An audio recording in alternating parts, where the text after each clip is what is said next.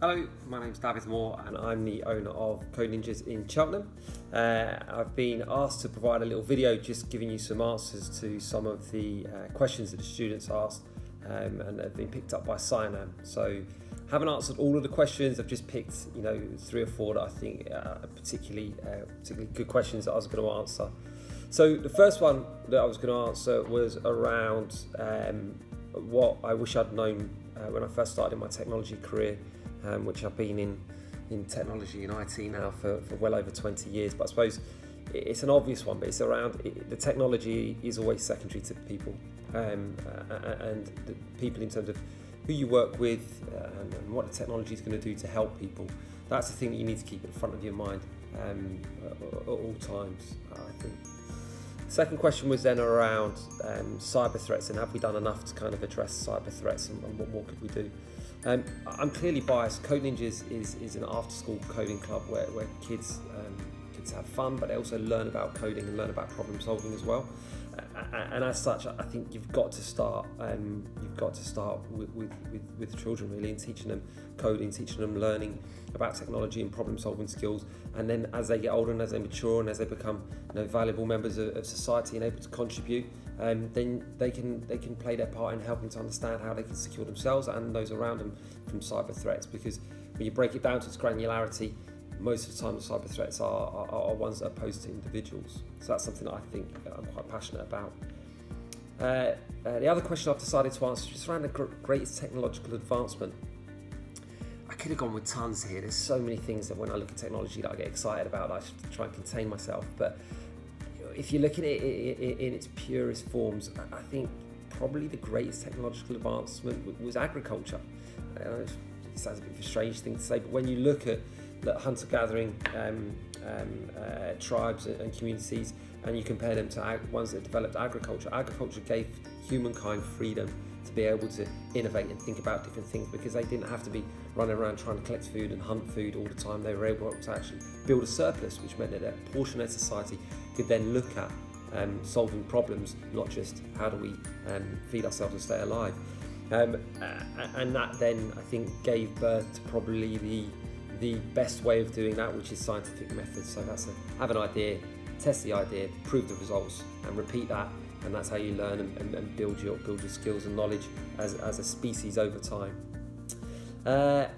Another question that we had, which I suppose is a little bit sad but true, was around would we ever be able to secure the internet or our part of the internet? The reality is no. If you're online, you are always going to be exposed to cyber threats. You are always going to have to be fighting against people who want to take advantage and want to abuse that access and for nefarious reasons, and that's just the reality of humankind and the way we live. So it's something we're just going to have to accept.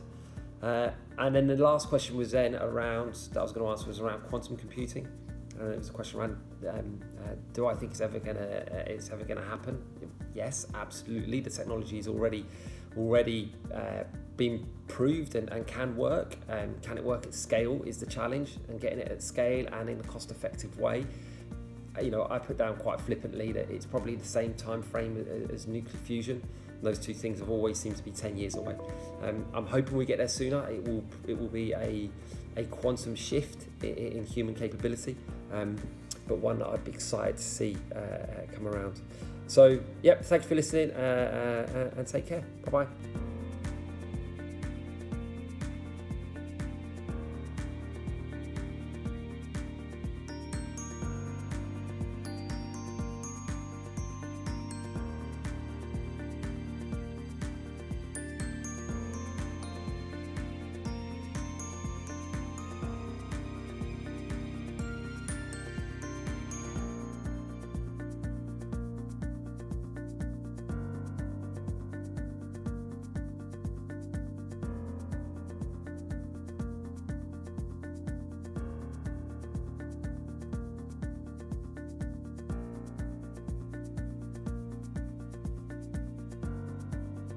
Question: how do people come up with coding? Coding is a term that we use to refer to the process of creating algorithms. So what is an algorithm? It is a mathematical concept that stems back to antiquity, as far back as the Greeks. All it is essentially a sequence of well-defined instructions, and some great examples of algorithms that we use pretty much in our day-to-day lives includes the process of actually going through long division and long multiplication. In the case of technology, algorithms are the instructions computers follow to actually perform certain actions. For a history of algorithms, in terms of how we use them to instruct machines, it's definitely worth reading about the history of Ada Lovelace. She's very much credited with writing what is essentially considered the first computer program in the 19th century, long before computers actually existed. Hi, my name's Ollie, and I am a graduate student who recently joined CGI in September of last year. I'm going to try and answer some of your questions. So the first question that I thought was really interesting is what is the future of AI in animal conservation? And I think this is a really interesting question because it is a really good example of how AI could really simplify the lives of the people in this field and do genuine good, hopefully quite easily. And so the obvious thing that comes to mind is that AI is really good at picking out patterns in videos. And what this means is that we could use AI to just automatically monitor cameras, for example, and see different species of bird and track how many of them they see and look out for rare species, etc., all without any humans having to do any of that work, which usually would take hours and hours. Because if you can imagine, you've got 4 days of webcam footage from a camera in a tree. Going through that manually would take ages. And so it's a really good use for it and should help us track different species of birds and other animals as well. And this has been extended to actually track individual animals in the savannah, for example. So these cheetahs, using the spots of the animals, AI is able to actually track exactly which individual animal it is based on their spots. And again, it just completely removes a huge amount of that long, boring work that humans would usually have to do, meaning that these charity workers and whoever's part of this conservation effort can focus on more important things and just look at the overall data at the end of the day. So the next question is, how does VR work? And so VR effectively tries to mimic how we see things in the real world as much as it physically can. And in the real world, you have your two eyes, which are slightly offset. They see the world from slightly different perspectives. And what this means is our brain can put together a 3D vision of the world by working out the difference between those two images. And so if you hold your finger in front of your eyes, like about maybe 10-20 centimeters away, and then just alternate which eye you close, you'll see your finger jump across your vision ever so slightly. And this is because of this slightly different perspective you see. What VR does is, inside the headset, it has two screens, one for each eye, that show slightly different images, and effectively they work out what it needs to show to recreate exactly what you would see in the real world for seeing that image. So for this chess piece, your left eye and your right eye will see ever so slight differences in what side of the thing it sees and what angle it sees it from. And your brain then does the rest of then putting this together to make a 3D object in your head. And so VR effectively does exactly this. It creates this 3D space. It has your eyes or your virtual eyes at slightly different angles, and it tricks your brain into thinking that it's actually looking at a 3D object rather than two screens that are 2D. On top of this, it then also mimics any movement of your head in rotation or position. And so if you move your head 10 centimeters forwards, it will move the viewpoint of what the screens are showing also 10 centimeters forward. And so in this way, it feels very natural in the fact that rather than looking at two screens like a painting, you're looking at two screens that are more like a window into a different world. And that's what it tries to recreate, and obviously does very well, where it does actually look very 3D and completely tricks your mind into thinking it's a 3D space. So the next question is, what are the possibilities of AI being used in large-scale projects in the future, e.g. robots and self-driving cars? And I think those are great examples, yeah. As AI improves, it will be easier to implement on various things, and hopefully the idea is that our AI will get sufficient that we can effectively put it in a robot and then just let the robot experiment to the point where it can do whatever is needed.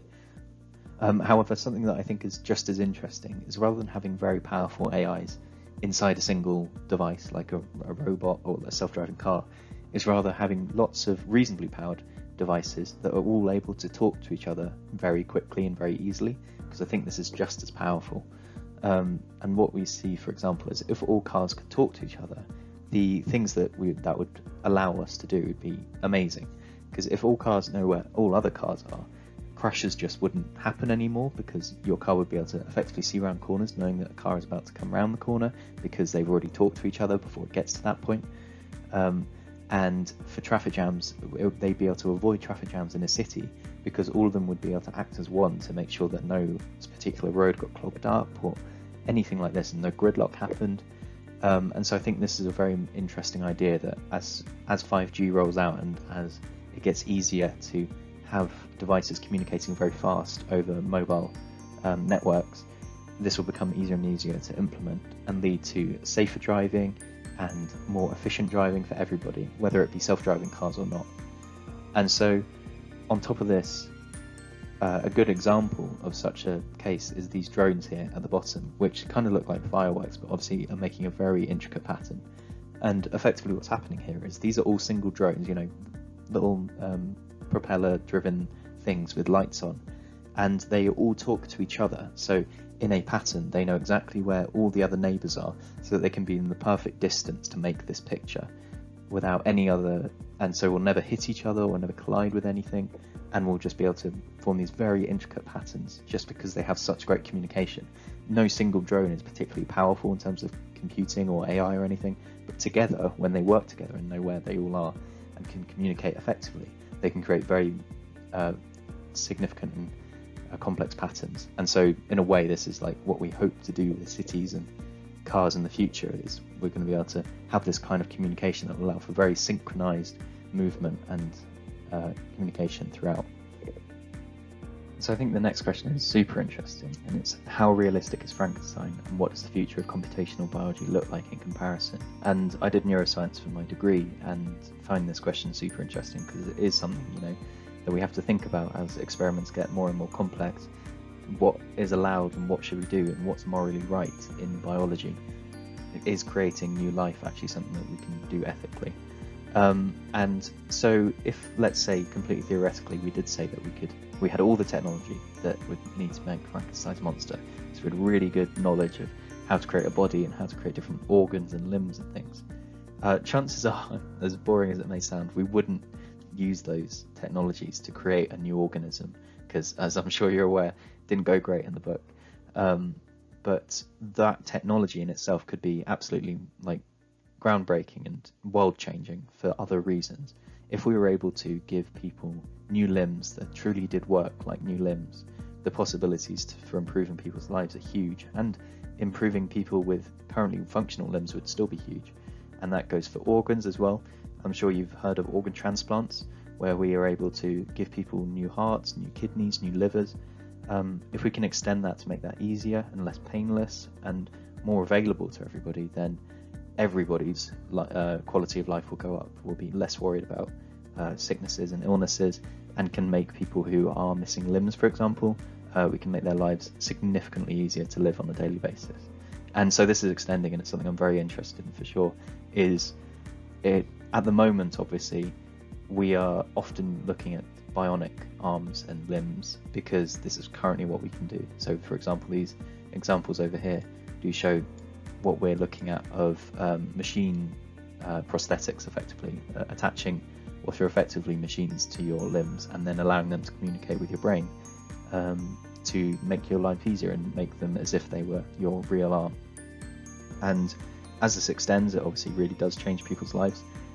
Having two arms is obviously something that we'd really struggle without on a daily basis, and this can only get better as we go on, as our machines get more advanced, as our AI gets more advanced, and as communicating with the brain gets more advanced, and so it becomes actually effortless to use these robot arms. However, as in Frankenstein, for example, it's not about necessarily using machines, but rather actually creating new biological life, and this is still something that we'll have to be very careful with, because it does raise some issues of, should we actually do this? Do we want to create new life completely, and what does that mean for that life? Are we able to then kill that life, and is that ethical? And so there are many questions to be asked there, and there's no doubt that biology will probably get to that point at some point, and that's why it's so important to have these conversations as early as possible about what we should allow scientists to do. Should they be able to just do what they like willy-nilly? Currently that's not the case, and probably for good reason. And so I think the thing to take away is that biology and all sciences is not about a single mad scientist doing something in secret for themselves for greedy purposes or just because they want to, but it's more about lots of people at the front of their field working together to make something amazing that actually helps and benefits everybody, and that's what makes science so great. However, yes, chances of us actually creating Frankenstein are therefore quite unlikely. And so the final question, which is more specific about CGI and businesses in general, is what sort of skills and attributes do you look for in employees and apprentices? And I hope I'm quite qualified to answer this just because I've literally just been through the process. Less than a year ago was when I was hired by CGI. And so I came out of university, and I think the main thing, you've probably heard this many times before, but it's definitely true, is that you just want to demonstrate that you have slight interests and something more than just good grades, for example. And this is the thing that really makes you stand out, is just being able to say in your interview, for example, that you have something that's a slightly relevant hobby or an interest that you've done in your own time to show that you're actually interested and passionate and enthusiastic. And they'd much prefer, CGI especially, much prefer that to someone who has just really good grades. They'd much prefer someone who seems actually passionate about their field or their hobbies than someone who just has perfect grades but really only wants to do the bare minimum of actual work and doesn't want to actually look outside the box and go above and beyond.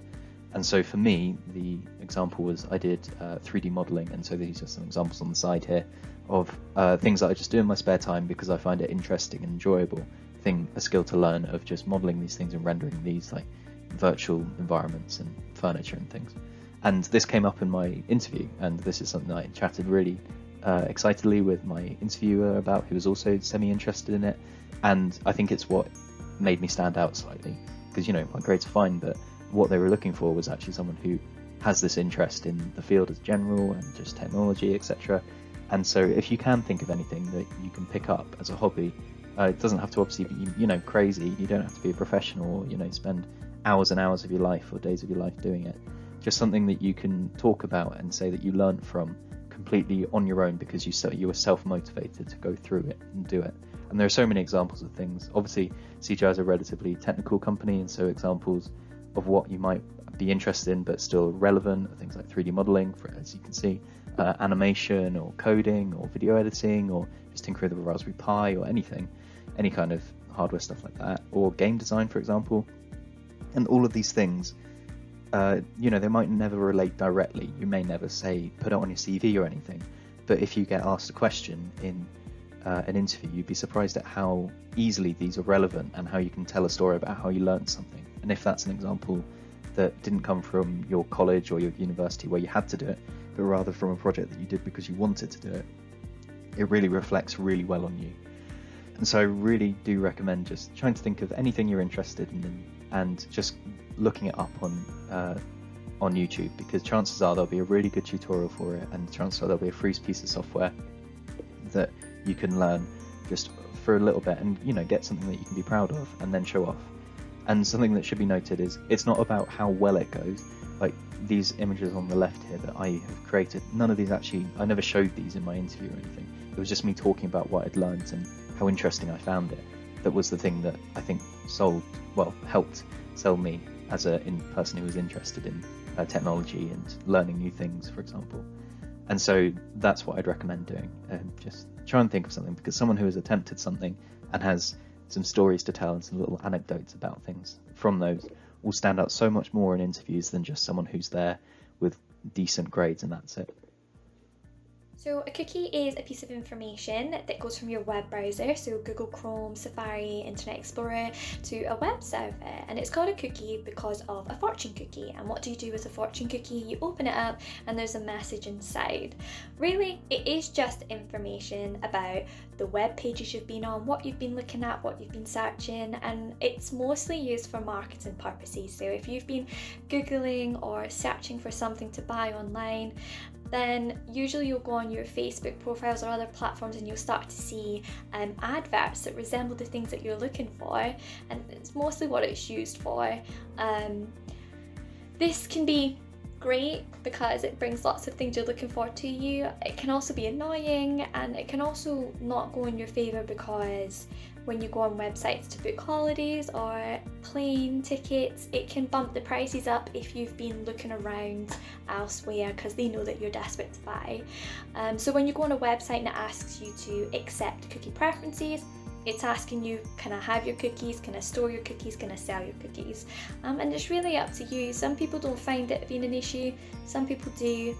Just depends what you're looking at, what you're doing, what you want, whether you want those adverts or not, whether you'd rather just stay private with the things that you're buying. But it's basically all it is information about your online activity.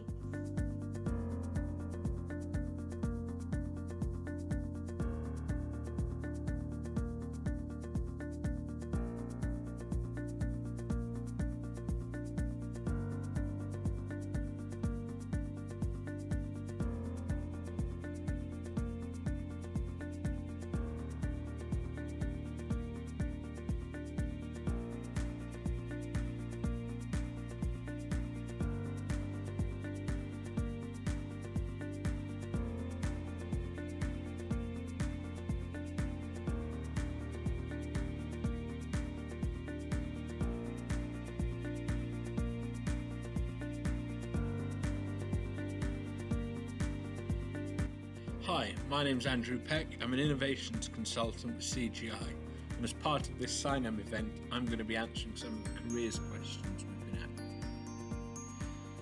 Now, the questions we'll be answering all come from the Holy Trinity CofE Primary School. And I must say, when we interview grown-ups, we get to the stage in the interview where we ask, do you have any questions for us? And these are all very, very good questions to ask in that environment. So there's something good going on at your school if you're thinking about these things already. Some grown-ups forget to ask this kind of things. So the first question, do you need to be qualified or experienced to join your company? Well, not really, no. So we start taking people as soon as they've left school, all the way through to mature professionals. But there's definitely no requirement to be a massive grown-up. And in the picture here, you see some of the lunch boxes that some of our software developers bring into the office on a daily basis. And it's quite nice that they've still got that creativity and that big kid about them. So, one of you asked, what's the youngest age you can join the company? We'll take you at 18 as a degree apprentice. Now, this is where we pay for your degree and we pay you while you study. And at the end of it, provided you've done well and you've passed everything, there's a job waiting for you with our company. We also take people as a graduate. This is after they've been to university, and quite often they've studied something like IT or business. But we also take people who've done science and language at universities, because those kind of skills are interesting to our clients. There's no maximum age limit. I joined the company at CGI, and by that time the company wasn't bothered about what I'd studied, just that I was experienced. And it's important to note there are people here old enough to be my dad, so we're never going to not take somebody, and we can be right for people at any time during their career. Now, two of you have asked about the laptops we use. Now, at the moment, I'm sat on a Dell laptop, but this changes on a regular basis. It's important that the technology we use is as secure as possible, and it's important if we're developing software that we are using platforms and devices that support the latest things we're trying to do. So in the last year, the firm has updated everyone's smartphones, and over time the laptops will change. If there's something that we don't have and we want, we can ask for it. So if we need a faster laptop with better graphics capabilities, we can put in a request, and normally, provided there's a good business reason, the company will just buy it for us. One of you asked, how do the companies responding to Sign-Am help improve people's lives? Well, one of the things we do a lot of work on at CGI is looking at smart cities and helping the communities we live in be more joined up, so that things work better around you. Now, this last year with COVID, you've all seen learning from home, and many children, particularly in Scotland, have communicated with their school through systems provided by CGI. We also work with the highways agencies, with public transport. So whenever you see an electric road sign above a motorway, somewhere behind that is a computer system that CGI helped design. And the list goes on, whether we talk about healthcare or whether we talk about dustbin collection or satellites in space. The answer is, if it's got a computer in it or a computer connected to it, a CGI or a company like us has helped make it work. So what do our companies do, and how do we differ from one another? Now, this is possibly the most difficult question to answer in a short presentation. CGI provide IT and business consultancy to government and industry. Well, there's some big words in there. IT and business consultancy. That means we solve problems in people's businesses and in what people are trying to do using the latest computing technology. We give people advice about what they might want to do in the future and how they can solve their problems. And sometimes we'll solve them for them by sending in a team of our programmers and developers. And our customers can be anything from big companies to government departments all over the world. And all of the things that we do are quite often very complicated. So we're very good at taking something